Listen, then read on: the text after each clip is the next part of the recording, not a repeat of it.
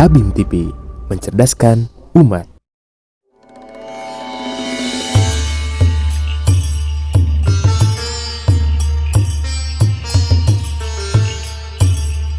Bismillahirrahmanirrahim.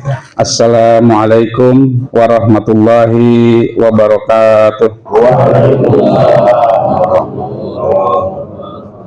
Faqala Allah Ta'ala fil Qur'an Karim, a'udzubillahi minasyaitonirrajim. Bismillahirrahmanirrahim. Ya ayyuhan nasu taqu rabbakum alladzi khalaqakum min nafsin wahidah wa khalaqa minha zawjaha wa bassa minhuma rijalan katsiran wa nisaa'a wattaqullaha alladzi tasaaluna bihi wal arham innallaha kana 'alaikum raqiba. Shadaqallahul adzim. Mari sama-sama kita untuk melihat beberapa ayat Al-Quran, bagaimana panduan Allah dan Rasul-Nya dalam melihat keturunan, dalam melihat anak gitu. Kita berharap bahwa ketika kita membimbing atau menanggung-jawabi anak-anak kita, punya gambaran yang utuh dan jelas. Seharusnya bagaimana kita membimbing mereka, mendampingi mereka. Karena di dunia ini banyak sekali konsep, banyak sekali pemikiran. Anak itu apa, manusia itu apa, cita-citanya mau jadi apa, dan seterusnya. Dan kita, alhamdulillah, sudah dipandu oleh Allah Subhanahu wa Ta'ala dengan Al-Qur'annya. Allah berfirman di dalam surat Al-Alaq, Allamal insana ma'lam ya'lam. Allah mengajarkan kepada kita melalui Al-Quran apa-apa yang tidak kita ketahui. Termasuk diantaranya adalah apa itu anak, harus dibagaimanakan itu anak gitu ya. Ini sama-sama kita murajaah kepada ayat-ayat Al-Quran yang menjadi panduan hidup kita bersama. Salah satu yang menjadi amanah Allah terkait dengan anak, yaitu adalah sebagai zina, sebagai perhiasan. Sebagaimana Allah firmankan di dalam surat Al-Kahfi ayat 46. A'udzubillahi minasyaitonirrajim. Al-malu wal banun zinatul hayatid dunya. Harta dan anak-anak adalah perhiasan kehidupan dunia. Jadi Allah Maha baik kepada kita. Allah Maha baik. Selain Allah menyiapkan kehidupan, usia, kemudian Allah memberikan rezeki kepada kita dengan bumi yang terhamparnya. Kita bisa makan dari apapun yang ada di bumi ini, tumbuh-tumbuhan, hewan, di darat, di laut, semuanya bisa kita konsumsi sebagai bekal kita hidup di dunia, dan itu bisa menjadi kebahagiaan untuk kita semua. Selain itu, ternyata Allah juga memberikan kepada kita perhiasan. Allah memberikan kebahagiaan kepada kita, melengkapi kebahagiaan kita dengan kehadiran anak. Jadi anak itu adalah sebagai perhiasan. Oleh karena itu tentu kehadiran anak itu bagi seorang pengantin baru begitu ya, tentu sangat diharapkan, betul ya? Sangat-sangat diharapkan sekali. Yang pertama kali setelah akad nikah, maka yang diharap-harapkan adalah dapat momongan. Karena pernikahan tanpa kehadiran putra dan putri ada yang hampa. Nah, maka Allah memberikan dengan keadilannya, memberikan putra dan putri keturunan kepada siapa yang dikehendaki, atau Allah juga menahan kepada siapa yang dikehendaki. Jadi yang mendapat amanah dari Allah tentu ini harus berbahagia, bersyukur, karena Allah telah memberikan perhiasan, melengkapi kebahagiaan hidup kita. Tapi bagi yang belum diberikan, tentu selalu harus berhusnuzon kepada Allah Subhanahu wa Ta'ala. Banyak kisah-kisah dalam Al-Quran seperti Nabi Zakaria menantikan putra itu sampai usia yang sangat sepuh sekali. Gitu ya. Kemudian juga Nabi Ibrahim juga demikian. Ya, sampai usia yang sepuh sekali, sampai akhirnya diberikan Nabi Ishak. Gitu. Kalau Nabi Zakaria diberikan keturunan yaitu Nabi Yahya. Itu sama-sama di usia yang sangat tua. Tapi mereka, ya, nabi-nabi yang mulia ini tidak patah semangat. terus berdoa kepada Allah Subhanahu wa Ta'ala. Nah, ya. Jadi bagi kita yang sudah punya keturunan, mungkin ada yang 2, 3, ya, bahkan mungkin ada yang 10 ya, ada ya. Alhamdulillah, berarti ini perhiasan yang sangat banyak, betul ya. Nah, harus disyukuri. Nah, tinggal bagaimana perhiasan ini betul-betul bisa berfungsi sebagai perhiasan. Karena kalau emas, misalkan emas sebagai perhiasan tapi dipegang oleh anak yang tidak punya ilmu, apa jadinya? Dijadikan kaleci, apanya? Jangan kaleci. Kenapa? Karena tidak tahu. Jadi karena ketidaktahuan, maka barang yang berharga itu bisa dijadikan sebagai mainan atau sesuatu yang tidak berharga. Betapa banyak misalkan orang tua yang menganggap anak itu sebagai beban, atau tiap hari dimarahin. Ada yang begitu, Pak? Nah, perhiasan tapi kemudian dalam kenyataannya tidak menjadi perhiasan, bahkan menjadi beban, betul ya? Ya. Nah, ini tentu perlu menjadi perhatian untuk kita semua. Artinya perlunya ilmu agar kita bisa menjadikan anak dan keturunan kita itu betul-betul bisa menjadi perhiasan. Yang kedua adalah sebagai penyejuk mata, qurrata ain. Sebagai penyejuk mata, sebagaimana disebutkan dalam Al-Quran surat Al-Furqan ayat 74, a'udzubillahi minasyaitonir rajim, walladzina yaquluna rabbana hablana min azwajina wa dzurriyyatina qurrata a'yun waj'alna lil muttaqina imama. Nah, ini dua hal dalam ayat ini. Pertama adalah sebagai penyejuk mata, yang kedua sebagai pemimpin bagi orang-orang yang bertakwa. Ya Rabbana hablana, ya Allah, ya Tuhanku, hablana, berikanlah kepada kami, min azwazina, dari pasangan kami, wa dzurriyyatina, dan dari keturunan kami, qurrata a'yun, penyejuk mata. Jadi yang menjadi penyejuk mata itu siapa? Dua. Pertama pasangan kita, berarti kalau bagi para bapak-bapak, bagi kita semua adalah istri kita. Kalau bagi istri adalah para suaminya. Yang kedua adalah keturunannya, wa dzurriyyatina, anak-anak keturunannya. Sebagai apa? Sebagai qurrata a'yun. Qurrata a'yun itu penyejuk mata. Berarti kehadiran anak kita dan pasangan kita idealnya harus menjadi, sahur Sunda mah tiis deuli herang panon, herang mata, menjadi kesejukan, gitu ya. Hadirnya anak, hadirnya istri, ketika kita pulang ke rumah, seluruh masalah kita di luar, seluruh permasalahan kerja, permasalahan dengan rekan, permasalahan dengan siapapun di luar sana, datang ke rumah hilang seketika. Ketika melihat anak, ketika melihat istri, bahagia. Sehingga disebut dengan baiti jannati. Ke rumah itu tempat kita rehat, tempat kita mendapatkan kebahagiaan. Sebaliknya, kalau yang bukan qurrata a'yun bagaimana? Berarti mata tidak menjadi penyejuk mata, atau matanya tidak bahagia. Maka mata yang tidak bahagia itu adalah mata yang selalu cemas, memikirkan. Seorang suami memikirkan kemana istrinya, kemana anak-anaknya, lagi dengan siapa, lagi apa, jam segini belum pulang, ya. Tidak tahu apa yang sedang dilakukannya, cemas, gitu ya. Jangan-jangan melakukan sesuatu yang tidak diperbolehkan dan seterusnya. Nah, maka tentu bagi kita idealnya adalah bahwa anak-anak kita harus menjadi penyejuk mata. Yang ketiga adalah sebagai pemimpin, dan lebih hebatnya lagi adalah waj'alna lil muttaqina imama, menjadi pemimpin bagi orang-orang yang bertakwa, bukan sebatas pemimpin biasa, tapi pemimpin bagi orang-orang yang bertakwa. Apa bedanya? Kalau hari ini orang berlomba-lomba ingin menjadi pemimpin, baik dalam level dari mulai level kelurahan sampai level presiden, begitu ya. Maka yang diajarkan oleh ayat ini adalah kita berdoa kepada Allah agar keturunan kita dijadikan sebagai pemimpin, tapi pemimpin bagi orang yang bertakwa. Artinya perlu membangun dulu masyarakatnya. Masyarakat yang bagaimana? Masyarakat yang bertakwa. Kalau masyarakatnya bertakwa, berarti pemimpinnya juga jauh lebih bertakwa, betul ya?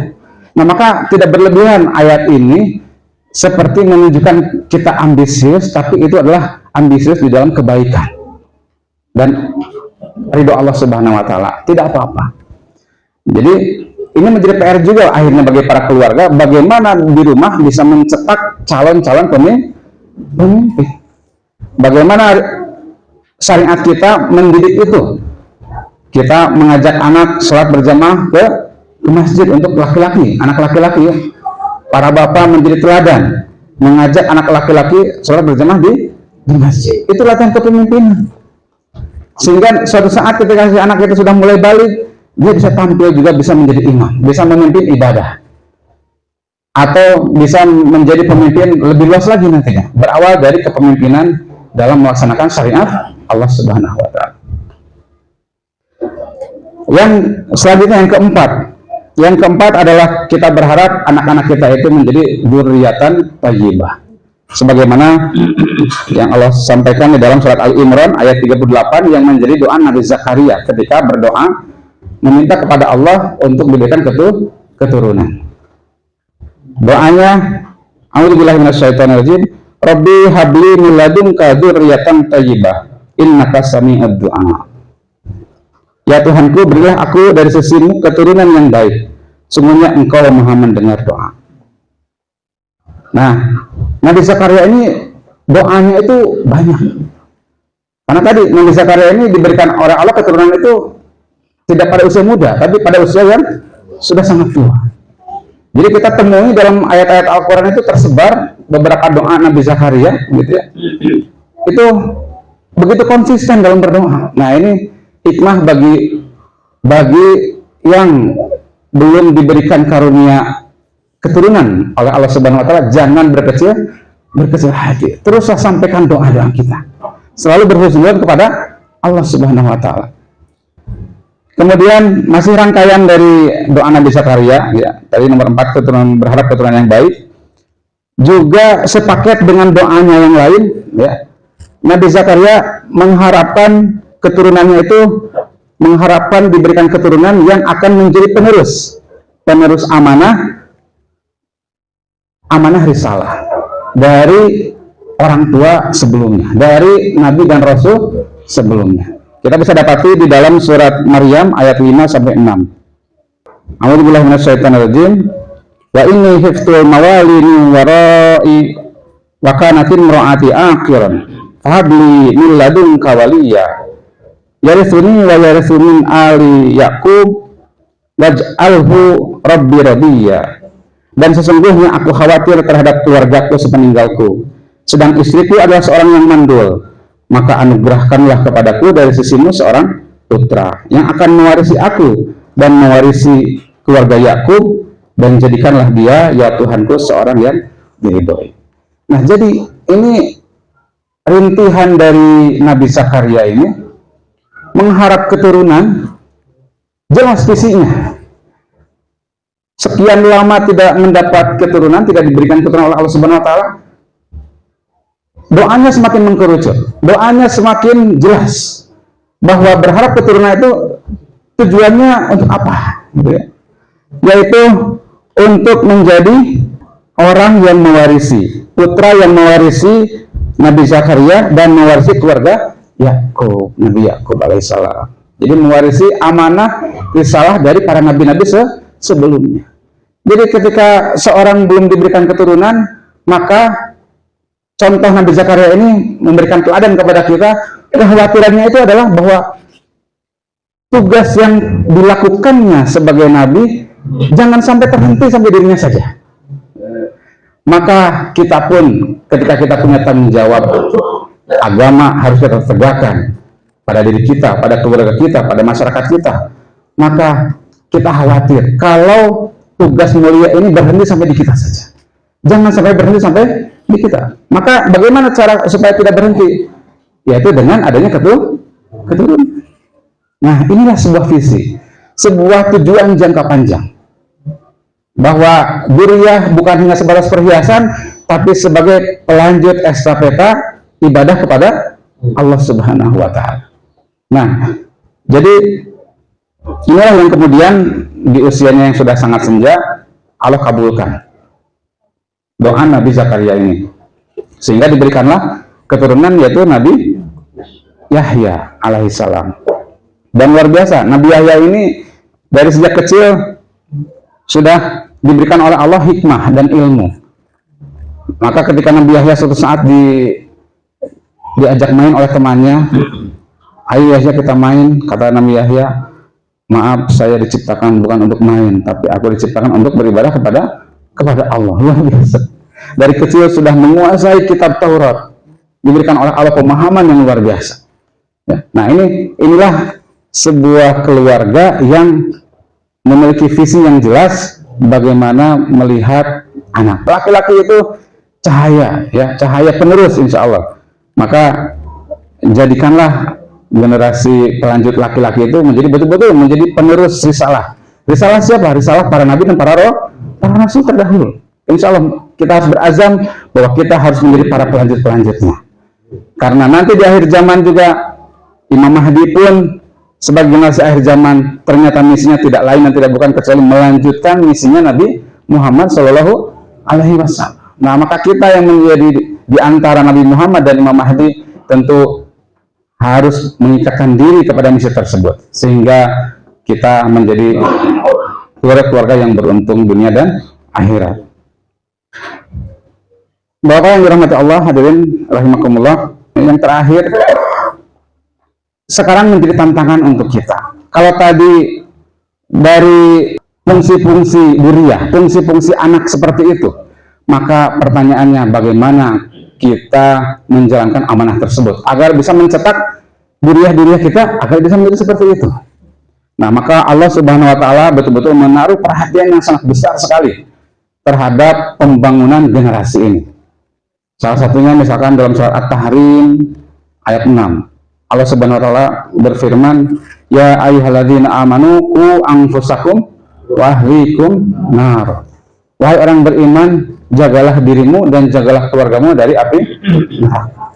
Ini para ahli tafsir, Imam Al-Qurtubi, Imam Ibnu Katsir menyatakan bahwa apa yang dimaksud dengan ku anfusakum, jagalah dirimu dan keluargamu itu, yaitu jagalah kita sendiri, ini para suami, para bapak, jagalah diri kita para bapak, jaga juga istrinya, jaga juga anak-anaknya sebagai yang di dalam tanggung jawabnya, agar pertama senantiasa melaksanakan perintah-perintah Allah Subhanahu wa taala, agar senantiasa dalam ketaatan kepada Allah Subhanahu wa taala.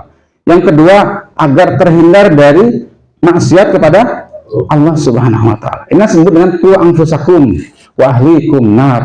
Menjaga dari api neraka itu adalah menjauhi dari perbuatan-perbuatan dosa. Nah, inilah pekerjaan yang panjang. Pekerjaan yang panjang bagi orang tua. Karena sejatinya seluruh manusia itu terlahir dalam keadaan fitrah. Kata Rasulullah, seluruh manusia itu terlahir dalam keadaan fitrah. Maka fa'abawahu, maka kedua orang tuanya lah yang menjadikan anak-anaknya menjadi Yahudi, Nasrani, dan Majusi. Nah, maka tanggung jawab membimbing anak-anak ini ada di pundak orang tua. Terutama siapa? Ar-rijalu qawwamuna 'ala nisa. Bima fadalallahu ba'dahum 'ala ba'din wa bima anfaqu min amwalihim. Ayat ini diawali oleh ar-rijal. Tidak ada kata apa-apa sebelumnya. Ar-rijal. Artinya nanti fasolihatu qanitatun dan seterusnya, perempuan yang solihat, yang taat dan seterusnya, itu selalu diawali oleh ar-rijal. Artinya apa? Yang menentukan keselamatan dalam sebuah keluarga itu selalu berawal dari ar-rijal, selalu berawal dari laki-laki, para bapak. Nah, maka alhamdulillah di sini yang hadir para bapak, gitu ya. Maka ini menjadi tanggung jawab kita yang menentukan keselamatan dunia dan akhiratnya keluarga kita. Kalau kita bertujuan untuk menjaga diri kita dan keluarga kita dari api neraka, maka tentu kita harus memahami agama. Jadi katanya Mali, ya, terkait dengan ayat ku anfusakum wa ahlikum nar itu, bagaimana caranya? Ya, berarti kita harus, para suami harus memahami ilmu agama. Agar apa? Agar paham mana yang halal, mana yang haram, mana yang harus dilakukan, mana yang harus ditinggalkan. Nah, maka seyogianya kita sebagai pemimpin di keluarga harus sangat-sangat bersemangat untuk mendalami ilmu agama dan melaksanakannya terlebih dahulu sehingga kita bisa memberikan keteladanan kepada keluarga kita. Insya Allah ketika kita bisa tampil menjadi teladan di keluarga, maka istri kita juga akan terbawa dalam ketaatan dan akan jauh dari kemaksiatan kepada Allah Subhanahu wa Ta'ala. Insya Allah gilirannya adalah anak kita ketika melihatnya dan ibunya taat kepada Allah, jauh dari maksiat, maka insya Allah anak pun tidak akan susah untuk bisa taat kepada Allah Subhanahu wa Ta'ala. Maka marilah kita sama-sama merenungi ya dari hadis Rasulullah SAW, kullukum ra'in wa kullukum mas'ulun an ra'iyati. Setiap kalian adalah pemimpin dan setiap pemimpin akan dimintai pertanggungjawaban terhadap yang dipimpinnya. Maka di kesempatan yang mulia ini menjadi wasiat untuk diri kami pribadi dan juga untuk hadirin sekalian. Mudah-mudahan kita semua dengan wasilahnya pertemuan ini bisa benar-benar menyadari bahwa amanah dzurriyyah, amanah keturunan adalah amanah yang sangat luar biasa berharga, yang harus kita sikapi, yang harus kita kelola dengan sebaik-baiknya. Memang melelahkan, kerjaannya harian, mendidik mereka agama, menjaga mereka dalam ketaatan, mencegah mereka dari perbuatan buruk, memperbaiki kekurangan-kekurangan dan keburukan-keburukan, itu pekerjaan harian. Tetapi di sanalah amal soleh kita, di sanalah amal soleh sebagai pemimpin, sebagai ra'in, sebagai pemimpin bagi yang dipimpinnya. Mudah-mudahan Allah Subhanahu wa Ta'ala membimbing kita semua agar bisa mendidik keluarga kita, agar bisa menghantarkan keluarga kita kepada keluarga yang diridhoi oleh Allah di dunia wal akhirah. Demikian yang bisa saya sampaikan. Mohon maaf atas segala kekurangannya. Nastaghfirullahi wa lakum billahi fisabilil haq. Wassalamualaikum warahmatullahi wabarakatuh.